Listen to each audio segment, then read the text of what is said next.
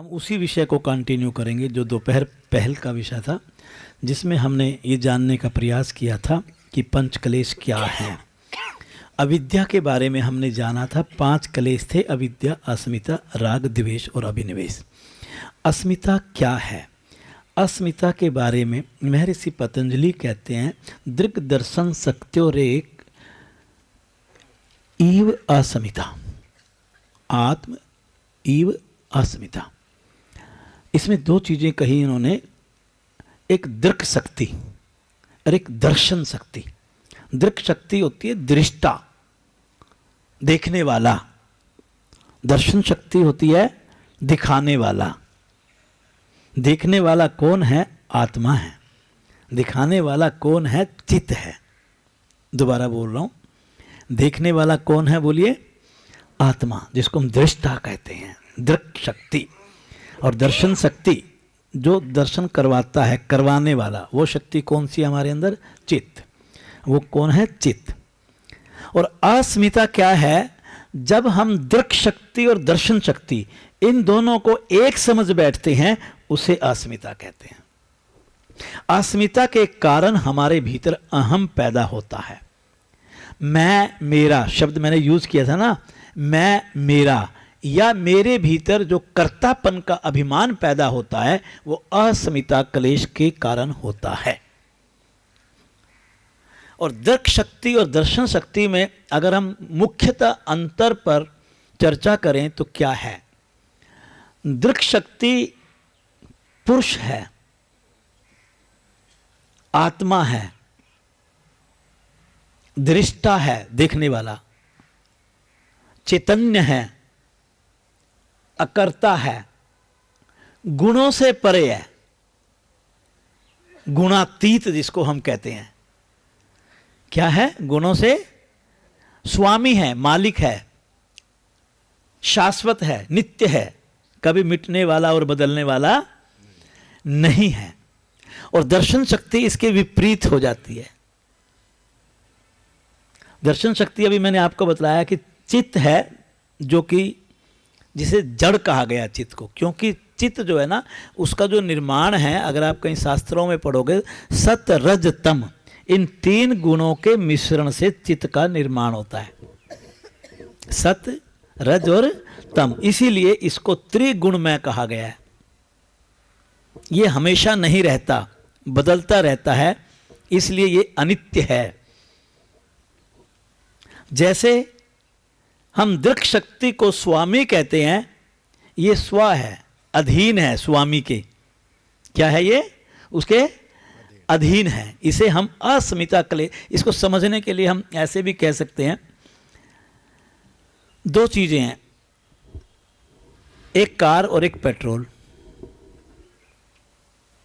मैं यहां घर से चल के आया कार में बैठ के, कोई मुझसे पूछेगा कैसे आए, क्या कहूंगा? कोई ये नहीं कहेगा पेट्रोल पे बैठ के आया, कहेगा क्या? अच्छा एक बात बतलाओ, पेट्रोल ना हो तो कार ले आएगी आपको?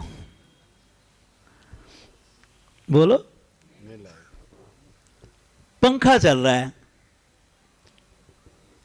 पंखा चल रहा है, विद्युत होगी तो चलेगा ना, और विद्युत नहीं होगी, विद्युत धारा अगर वहां प्रवाहित नहीं होगी, पंखा चलेगा क्या? तो प्यारे, जड़ और चेतन बिल्कुल वैसे ही है। तेरा ये जो शरीर है, तू बोल रहा है, चल रहा है, उठ रहा है, बैठ रहा है, खा रहा है, पी रहा है, तू सोच रहा है मैं खा रहा हूं, मैं ये कर रहा हूं, इसके पीछे कोई शक्ति काम कर रही है। जड़ और चेतन ये 2 अलग अलग हैं। अस्मिता, जब मैं ऐसा समझने लग जाऊंगा तो सांसारिक सुख और दुख का कारण भी मुझे समझ में आ जाएगा। थोड़ा सा समय के अभाव में हल्की हल्की बीच में आपको मालूम नहीं पड़ने दूंगा, कट मारता रहूंगा, बात को पूरा कर दूंगा। वक्ता के ये गुण भी तो होने जरूरी है ना। कई बार ऐसा होता है ना, वक्ता कहता है ना, गुबार सारे निकालूंगा, तू सुन या ना सुन। वो नहीं होना चाहिए। समय जैसा हो वैसा कर लेंगे। ठीक हो गया? राग किसको कहते हैं? सुखों को पाने की इच्छा राग है। आज अगर बच्चे को हमने डोमिनोज या पिज़्ज़ा हट का पिज़्ज़ा घर पे मंगवा करके खिला दिया और अगले दिन बच्चा कहता है मम्मा मैं तोरी की सब्जी बनाई तूने नहीं खाऊंगा, तो बेटा क्या खाएगा जरा बोल दो। ये राग है। जहां आपको ये सांसारिक सुख मिलता है, सुखानुशयी रागा, सुख का के पीछे भागना, उसको बार बार, ये बात दूसरी की, जो सुख जो शब्द यूज कर रहे हैं हम, ये ही दुख का कारण है, क्योंकि ये नित्य नहीं है, ये परम सुख नहीं है, ये नश्वर सुख की बात कर रहा हूं मैं, सांसारिक सुख की बात कर रहा हूं। जब उसको बार बार ग्रहण करने की, विषयों को भोगने की इच्छा मेरे भीतर बार बार जागृत होती है, उसे हम राग कहते हैं। उसे हम, तो राग कहीं इच्छा कोई तो दूसरा नाम है, और इच्छा तृष्णा को कहा गया है। किसको कहा गया है? तृष्णा को। तृष्णा तो मार देती है। मैं 3 तरह की तृष्णा उसमें बतलाया करता हूँ ध्यान में, काम तृष्णा, भव तृष्णा, विभव तृष्णा। काम तृष्णा सांसारिक वस्तुओं को ग्रहण करने की इच्छा मेरे भीतर हो, मेरी बड़ी सी कोठी हो, बड़ी सी कार हो, नौकर चाकर हो, तिजोरी में नोट हो, होती है ना ये इच्छा। ये कौन सी तृष्णा है? काम तृष्णा। आकर्षण जिसके भीतर है, आपका अच्छा कपड़ा देखकर मेरे भीतर वह कपड़ा सिलवाने की इच्छा जागना काम तृष्णा है। आपकी बड़ी कोठी देख करके वैसी कोठी मेरे अंदर बनाने की तृष्णा जागना काम तृष्णा है। आपकी बड़ी कार देख करके बड़ी कार खरीदने की मेरे भीतर जब इच्छा जागती है तो बोलिए, और ये तृष्णा सब में है, नहीं है क्या? बड़े खुश होते हैं हम जब गाड़ी की सीट पे हाथ मारते हैं, बड़े वाली आती है घर में, मोबाइल को देख करके खुश हो जाते हैं जिस दिन नया आता है। काम तृष्णा आपके मन को और इंद्रियों को कभी शांत नहीं होने देती। भव तृष्णा होती है पद को ग्रहण करने की इच्छा। आप देखिएगा, चाहे कोई राजनेता हो, चाहे कोई धर्म नेता हो, चाहे कोई सामाजिक कार्य में लगा हो, चाहे कोई ईश्वर के कार्य में लगा हो, मैं प्रत्येक व्यक्ति के बारे में तो नहीं कहता, लेकिन आपको बहुत ऐसे मिलेंगे जो केवल पदों के पीछे लगे हुए हैं। उनको पद चाहिए। क्या चाहिए? जो उनकी ये पद की भूख है, ये जो तृष्णा है, ये उनको कभी शांत नहीं होने देती। ऐसी शोहरत, विभव, शोहरत की तृष्णा, मैं, मेरी प्रशंसा, आप जब कान में आके ये कहते हो जी आप तो बड़ा अच्छा बोलते हो, फिर कॉलर पे हाथ लगा के ऐसे करने का मन करता है। ये कौन सी तृष्णा है? ये तृष्णा बहुत बुरी है। मैं तो कई बार कहा करता हूँ, अगर किसी को किसी का बुरा करना हो, अगर किसी की बुरा करना हो तो उसके कान में जाके उसकी प्रशंसा कर दिया करो, हो गया काम। आपको सही बतला रहा हूँ ये। और इसीलिए संस्थान कहता है कि अगर आपको कोई प्रशंसा करता है तो प्रशंसा भी सामने वाले के ऊपर ही थोप करके उसी पे।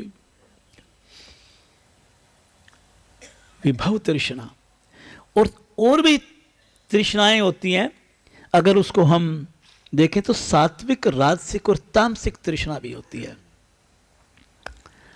सात्विक तृष्णा अच्छी है, जो आपका आध्यात्मिक विकास करती है। हमारे शिक्षक और अधिकारियों के बीच में मन में नया केंद्र खोलने की तृष्णा। अभी मैं मुंबई गया, राजकुमारी जी यहाँ बैठी हुई थी, नवी मुंबई में। उन्होंने इतना सुंदर कार्यक्रम किया, वो कार्यक्रम अभी तक मेरे मन में चलता रहता है, सामने बैठे, और बड़ी नया नया कार्य विकास कर रहा है अभी वहाँ पर। उसके बावजूद भी वहाँ जो मैंने कार्यकर्ताओं के अंदर विकास देखा, तो मैंने उनको कहा कि अगर आप इतने केंद्र और खोल देंगे तो मैं आपके पास बहुत जल्दी वापस आऊँगा। कहते जी हम भी बहुत जल्दी खोल देंगे। और नागपुर वालों ने तो मैसेज ही भेज दिया मुझे, 18 पता नहीं 28 केंद्र की कितनी की उन्होंने वायदा किया था वहाँ पर, तो थोड़े दिन के बाद मैसेज ही आ गया कि खुल गए जी, आप आ जाओ। आप देखिए कि कितना जोश है। ये कौन सी तृष्णा है? ये ये सात्विक तृष्णा है। कौन सी तृष्णा है? सात्विक तृष्णा। और जब आप पद ग्रहण करने के लिए सेवा करते हो, आप संस्थान में दूसरों को काम करके इसलिए दिखाते हो कि आपको कोई क्षेत्रीय और प्रांतीय और जिला प्रधान बना दे। आप समझ रहे हैं ये बात? इसको नकारात्मक भाव में नहीं देखना। अगर इस भाव से मैं काम करता हूं संस्थान में, तो बोलो कौन सी तृष्णा है वो? बोलो ना, वो राजसिक तृष्णा है। कौन सी है वो? राजसिक तृष्णा। और शादी का कार्ड आया, कार्ड पे लिखा हुआ था 1 दिन पूर्व कॉकटेल पार्टी होगी। आप समझ गए होंगे आगे कौन सी तृष्णा जागृत हो गई? तामसिक तृष्णा जागृत हो गई। ये एक सिंपल उदाहरण है। और हम दिन भर इन तृष्णाओं के जाल में फंसे रहते हैं। जिस दिन इन तृष्णाओं से ऊपर होकर के आप जीना सीख जाएंगे, आप ओष्ठ आसन सीखने से योगी कभी नहीं बनेंगे। इस बात को भूल जाना। ओष्ठ आसन से रीढ़ में लचक पैदा हो सकती है, पर ओष्ठ आसन से आप योगी नहीं बनेंगे। अगर कोई आपको कहता है तो वो बेकार है आपको। जब तक आप इन क्लेशों को काट नहीं देते, इनके ऊपर अपना वशीकरण नहीं कर लेते, जब तक इनको तिरोहित नहीं कर देते, तब तक आप योगी नहीं बन सकते। आज ये योगी बनने की चाबी है। और हमें आत्मचिंतन के द्वारा प्रतिदिन अपना निरीक्षण स्वयं करना होगा कि हम कल कहां थे, आज कहां हैं और कल हमें कहां पहुंचना है। बड़ा जरूरी है ये जो ये वैराग्य की अवस्थाएं बतला रखी है ना आपको, कि कैसे हम धीरे धीरे पर वैराग्य और अपर वैराग्य की तरफ बढ़ते हैं। व्यतिरेक, एकंद्रीय, आप वो सीधा आपकी साधना स्टेप बाय स्टेप आगे चलती है। आसन तो उसमें एक छोटा सा भाग है। राग हमारे जीवन में अस्मिता के कारण आता है, क्योंकि हमें पता नहीं है। आत्म और अनात्म को हम जब अलग अलग समझते हैं, दृक् शक्ति और दर्शन शक्ति को हम नहीं समझ पाते, तो हम दुख को ही सुख समझ बैठते हैं। पैसा आना सुख का कारण नहीं बन सकता। पैसा आना सुख का कारण नहीं हो सकता। आए हुए पैसे का एक हिस्सा ईश्वरीय कार्यों पर लगे, वो सुख का कारण हो सकता है। आप समझे मेरी बात? वरना तो वो दुख का कारण है। बोलिए। और राग की निवृत्ति कैसे होगी? धीरे धीरे धीरे धीरे विषयों को भोगने की इच्छा को साधना के माध्यम से कमजोर करते चले जाओ। मन में भाव लाओ कि सांसारिक सुख नहीं, ये नश्वर हैं। क्या है ये? नश्वर हैं, ये अनित्य हैं, ये नहीं मेरे पास टिकने वाले, इसलिए मैंने इनसे मोह नहीं करना। और प्रतिदिन आनंद की अनुभूति ईश्वरीय मार्ग पर चल करके अनुभव करना शुरू करेंगे तो इनसे आपका राग कम होने लगेगा। योग विशिष्ट में कहा गया है कि संसार से लगाव रखना यह बहुत दुख देने वाला है, पर काम भी नहीं चलता है ना। लगाव तो रखते हैं, पर यह सत्य है। संसार से लगाव ही तो राग है। तो इसका मतलब राग क्या है? दुख देने वाला है। किसकी तरह? जैसे सांप डसता है। किसकी तरह? यह दुख बिल्कुल वैसे ही है जैसे सांप डसता है, तलवार काटती है। तलवार काटती है जब, तो कितना दुख होता होगा। यह बिल्कुल वैसे ही है जैसे भाला भेदता है। राग से जो दुख हमारे भीतर आता है, वैसे ये सांप की रस्सी की तरह ये लपेट लेता है इंसान को। ये वैसे ही है जैसे आदमी अग्नि में जल जाए। क्या है?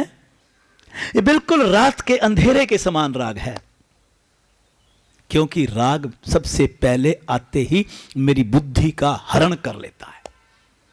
बोलिए, क्या कर लेता है? बुद्धि का हरण कर लेता है।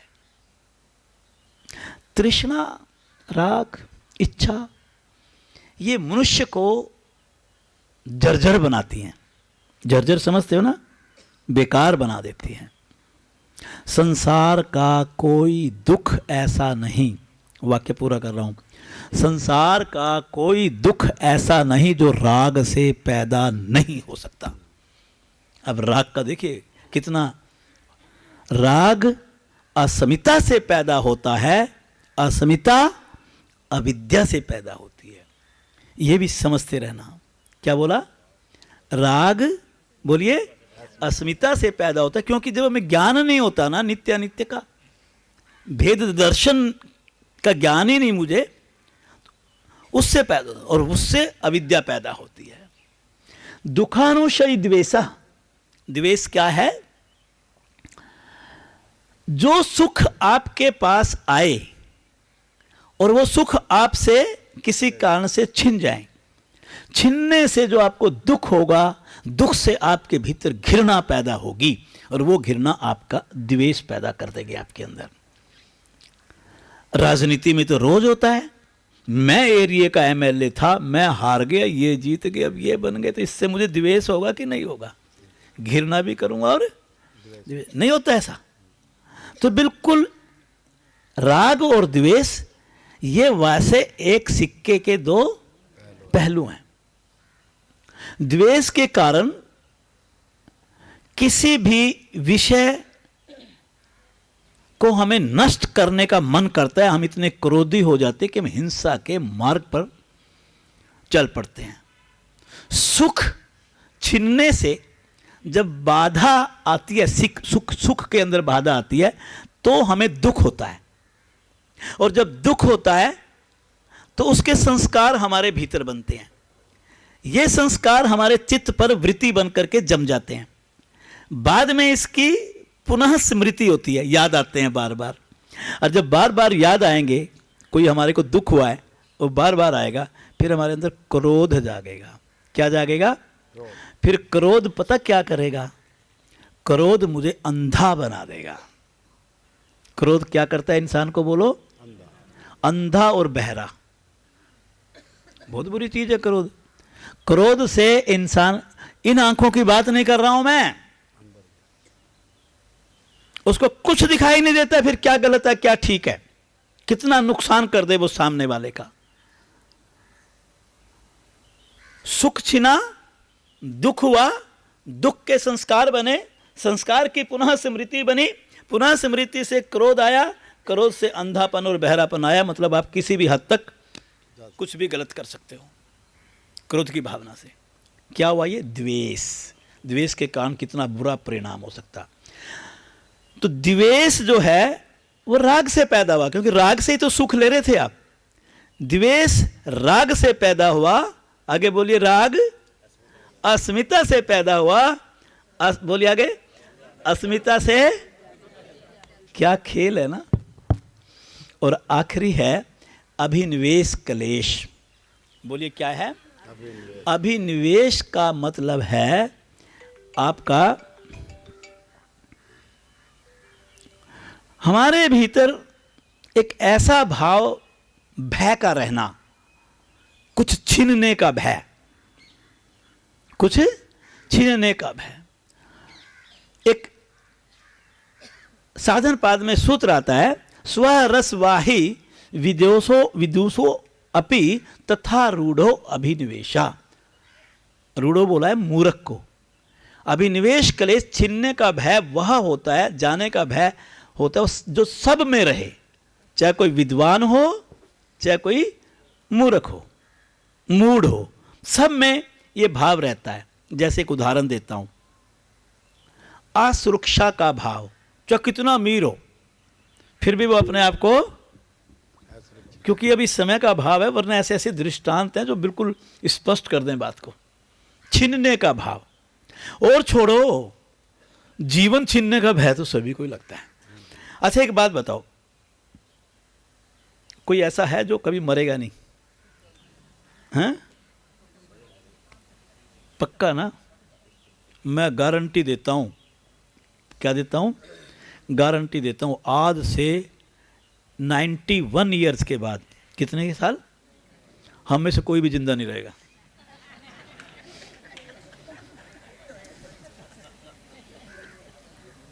मैंने गलत गारंटी दिया क्या?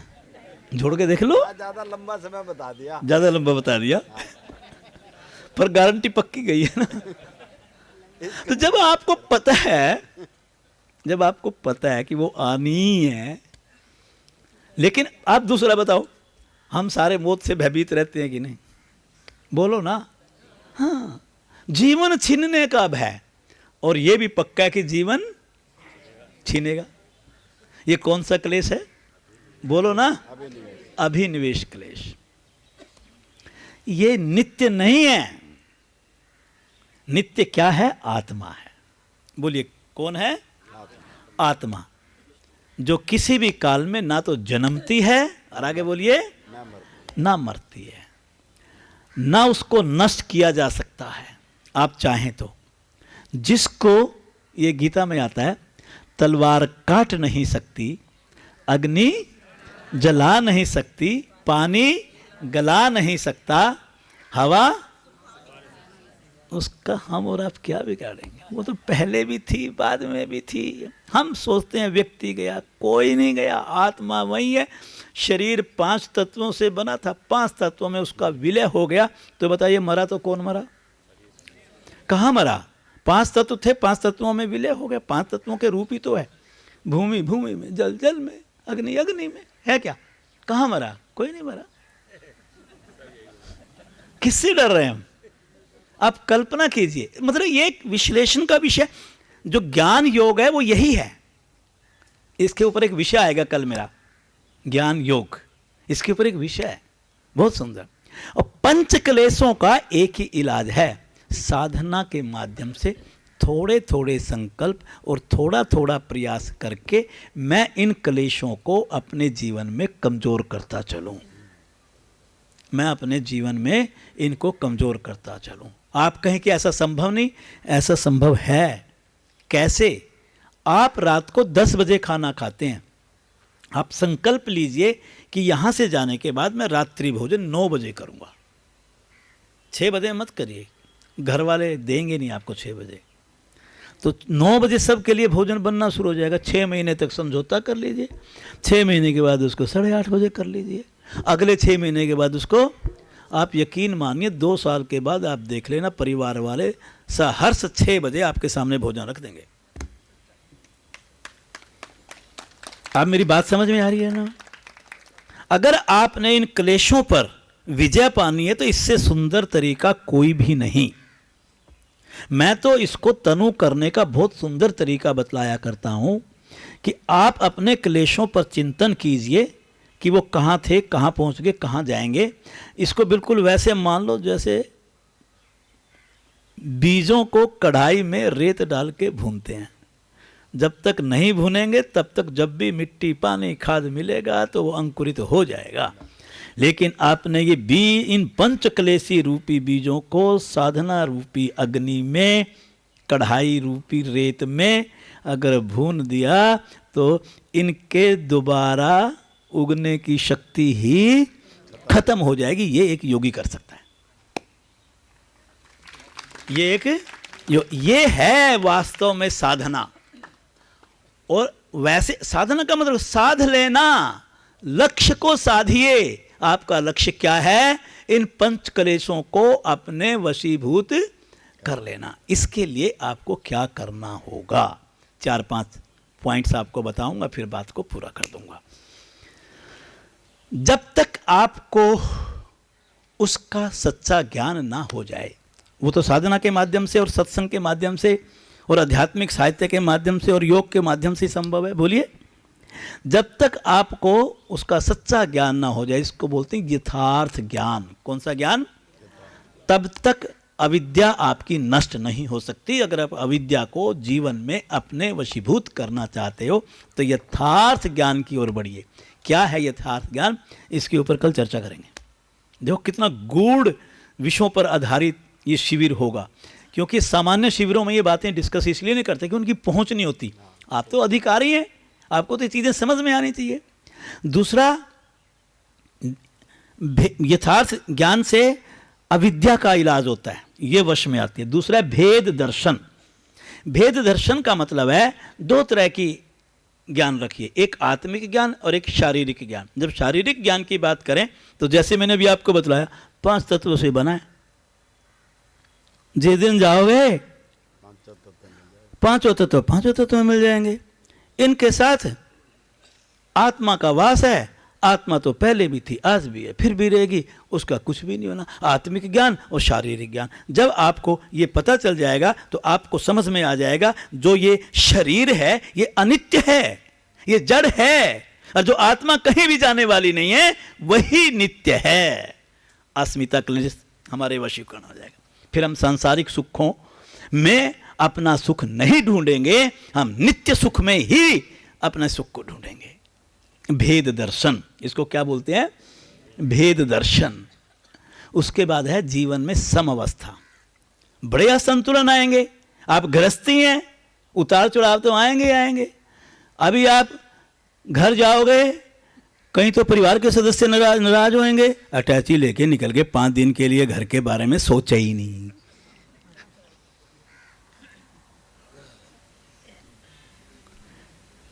ऐसी अवस्थाएं तो आम आती हैं जीवन में भाई।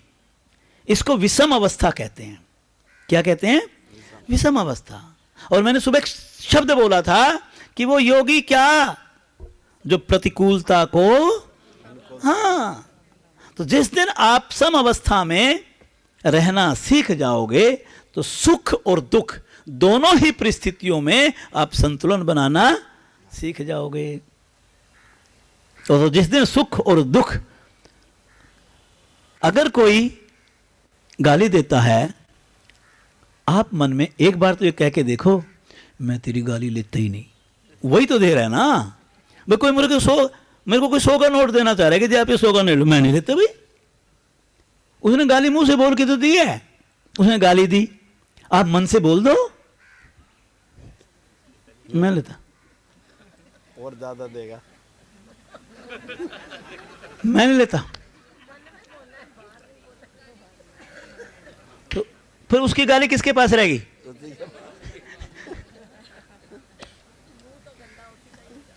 आप सोचो, अगर मैं ऐसे विषम परिस्थितियों में समता का भाव लाना शुरू कर दूंगा तो आप एक बात, आपको मैं विश्वास मानना, आपके चेहरे का ओज संतों के समान हो जाएगा। बहुत बढ़िया। ये बहुत बड़ी बड़ी जीवन की साधना में चाबियां हैं। साधना संस्थान धीरे धीरे मांझता है, पर ये खेल अगर समझ में आ जाए, मैं कई बार कहा करता हूं, हम कई बार अध्यात्म को भी गलत ढंग से परोसते हैं। अध्यात्म का मतलब अपने आप को अंदर से बदलना है, अपने आप को अंदर से धोना है, अपने को पवित्र करना है, अपनी वृत्तियों को हटाना है। जिस दिन आप ये कला सीख जाओगे उस दिन जीवन में अध्यात्म आ जाएगा। पंच क्लेश निवृत्ति से बड़ा कोई साधन है ही नहीं अध्यात्म का। क्लेश ही खत्म हो गए जीवन में, फिर रह क्या जाएगा? आपसे बड़ा कोई अमीर होगा ही नहीं। और चौथा है ममता का त्याग। बड़ा मुश्किल है। बोलो क्या है? देखो सारे बोल रहे हैं बड़ा मुश्किल है। ममता का त्याग। भाई आपके पास कोई चीज आई है, अगर आपको ये ज्ञान हो जाए कि चीज हमेशा मेरे पास रहने वाली नहीं है। किसी बाबा के पास एक झोपड़ी थी, उसमें आग लग गई। अब बाबा बाहर बैठे हुए हंस रहा था। कोई आप जैसा ज्ञानी आदमी, उसने कहा देख कितना पागल है बाबा, झोपड़ी जल गई एक तो इसकी, और फिर हंस रहा है। कहता बाबा झोपड़ी जल गई। कहता तभी तो हंस रहा हूं। एक किसी का घमंड था मुझे कि मेरे पास झोपड़ी है, वो भी खत्म, वो भी खत्म। कोई सज्जन, उसको सन्यास धारण करने का मन कर गया, पर घर से जब चलने लगा उसने सोचा एक तकिया ले लूं, रात को कहीं सर के नीचे लगा के सो जाऊंगा। एक गिलास ले लूं, कहीं पानी पीना होगा पानी पी लूंगा। एक प्लेट ले लूं, कहीं रोटी मिलेगी उसको डाल लो, रख के खा लूंगा। एक चादर ले लूं, कहीं सोने का मन करेगा। ओढ़ लो। बस ये 4 चीजें लेकर के वो और क्या बन गया, सन्यासी। और चल दिया।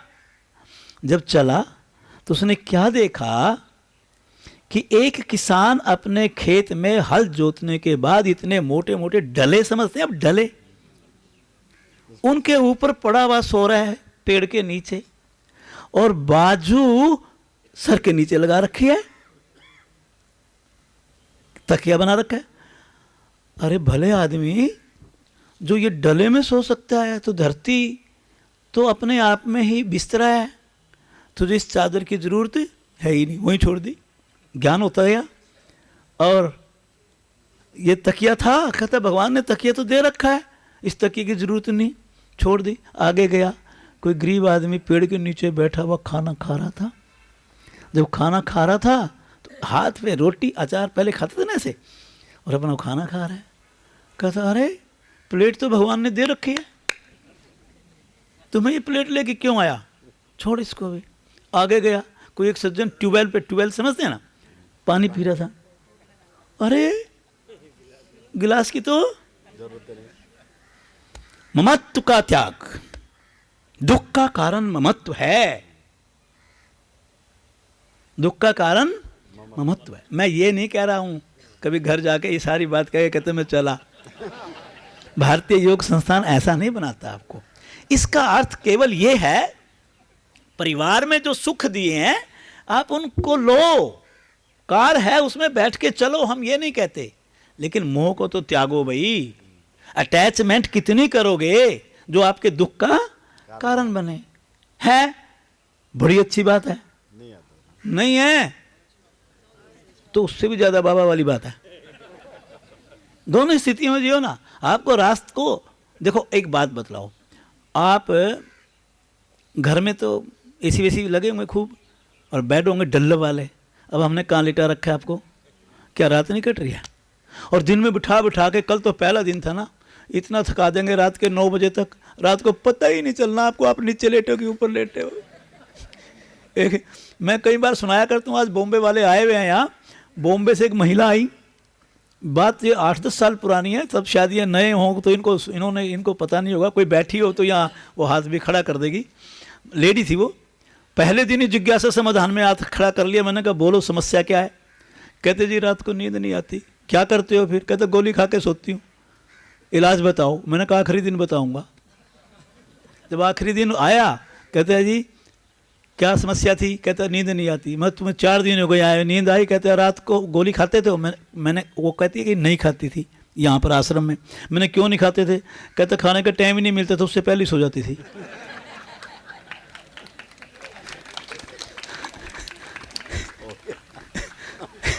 इलाज तो इलाज किसका बताऊं? बैठे हैं यहाँ पे, एक ये बैठे, ये कह रहे रोज दवाइयाँ खाते थे, कल कहते खराटे लेटते।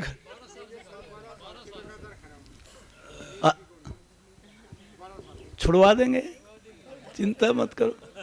तो ये बात सच्चाई है ना।